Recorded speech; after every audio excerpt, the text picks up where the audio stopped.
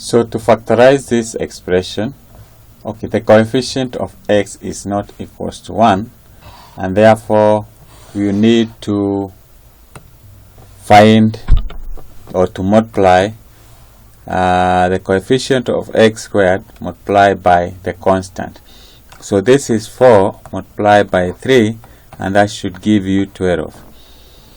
So you should get two numbers such that, let's say the two numbers are a and b. When you add them, a plus b should give you 7, and that is a coefficient of x.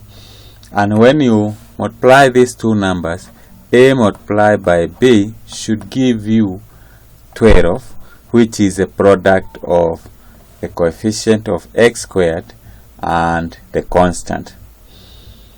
So we look for these two numbers. Let's say we try 4 and 3. When you add 4 plus 3, you will be able to get 7. When you multiply 4 by 3, you get 12. So these are the numbers that satisfy our two conditions. We rewrite our quadratic expression like this: 4x squared.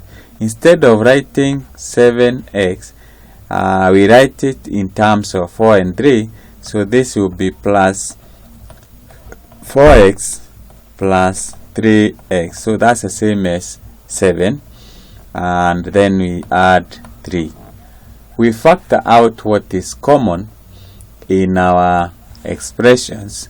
So this is 4x squared plus 4x. So we can factor out 4x. We will be left with x here, and here we will be left with 1. If you open the bracket, you still end up with the same. Here we factor out 3. So we have plus 3. We will have x plus 1. So this is common. We have x plus 1 is common. So we can factor it out. So we have x plus 1. Once we factor out, here we will be left with 4x, and here we will be left with 3.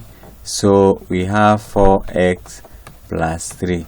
So those are the factors of this quadratic expression whose coefficient of x squared is not equals to 1.